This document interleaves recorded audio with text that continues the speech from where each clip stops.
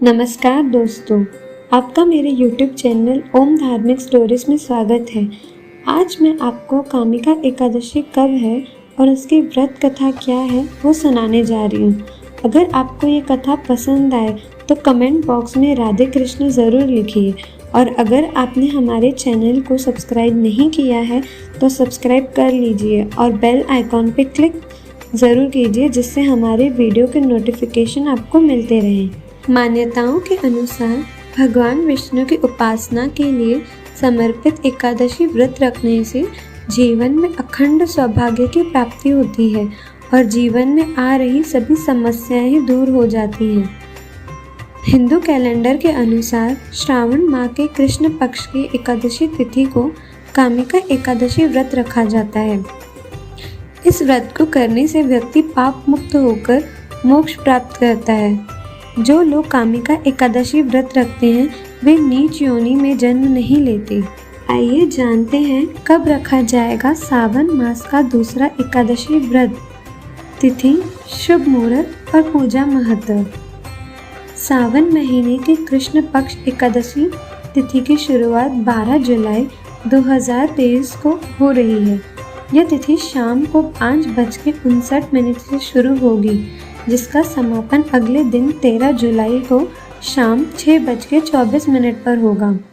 ऐसे में सूर्योदय तिथि को महत्व देते हुए कामिका एकादशी व्रत 13 जुलाई को रखा जाएगा। 13 जुलाई को गुरुवार का दिन है। यह दिन भगवान विष्णु को प्रिय होता है। ऐसे में ये एकादशी बहुत ही शुभ होगी। आइए जानते हैं व्रत कथा।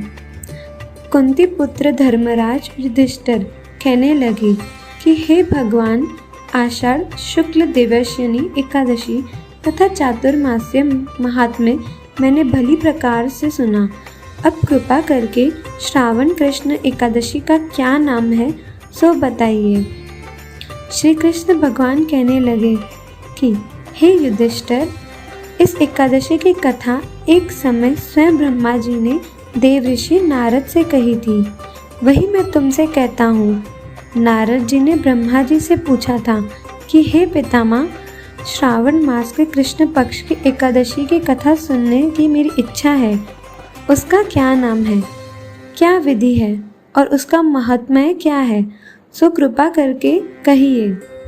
नारद जी के ये वचन सुनकर ब्रह्मा जी ने कहा, हे नारद, लोगों के हित के लिए तुमने बहुत सुंदर प्रश्न किया है। श्रावण मास की कृष्ण एकादशी का नाम कामिका है। उसके सुनने मात्र से वाजपेय यज्ञ का फल मिलता है। इस दिन शंख चक्र गदाधारी विष्णु भगवान का पूजन होता है जिनका नाम श्री हरि, श्रीधर, विष्णु, माधव, मधुसूदन है। उनकी पूजा करने से जो फल मिलता है सो सुनो। जो फल गंगा, काशी और पुष्कर स्नान से मिलता है वह विष्णु भगवान के पूजन से मिलता है।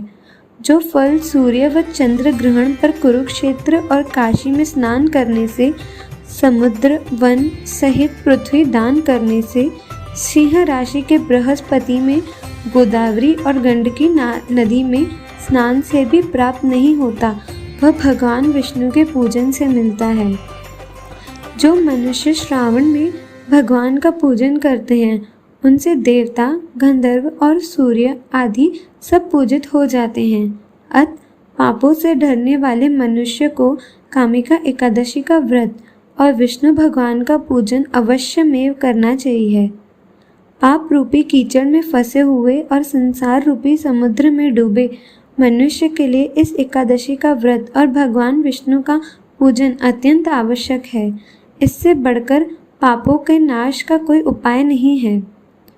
हे नारद, स्वयं भगवान ने यही कहा है कि कामिका व्रत से जीव कुयोनि को प्राप्त नहीं होता। जो मनुष्य इस एकादशी के दिन भक्ति पूर्वक तुलसी दल भगवान विष्णु को अर्पण करते हैं वे इस संसार के समस्त पापों से दूर रहते हैं। विष्णु भगवान रत्न, मोती, मणि तथा आभूषण आदि से इतना प्रसन्न नहीं होते जितना तुलसी दल से। तुलसी दल पूजन का फल 4 भार चांदी और 1 भार स्वर्ण के दान के बराबर होता है। हे नारद, मैं स्वयं भगवान की अति प्रिय तुलसी को सदैव नमस्कार करता हूँ। तुलसी के पौधे को सींचने से मनुष्य की सब यातनाएं नष्ट हो जाती हैं। दर्शन मात्र से सब पाप नष्ट हो जाते हैं और स्पर्श से मनुष्य पवित्र हो जाता है। कामिका एकादशी की रात्रि को दीपदान तथा जागरण के फल का महात्म्य चित्रगुप्त भी नहीं कह सकते। जो इस एकादशी की रात्रि को भगवान के मंदिर में दीपक जलाते हैं और उनके पितर स्वर्गलोक में अमृतपान करते हैं तथा जो घी या तेल का दीपक जलाते हैं वे 100 करोड़ दीपकों से प्रकाशित होकर सूर्यलोक को जाते हैं।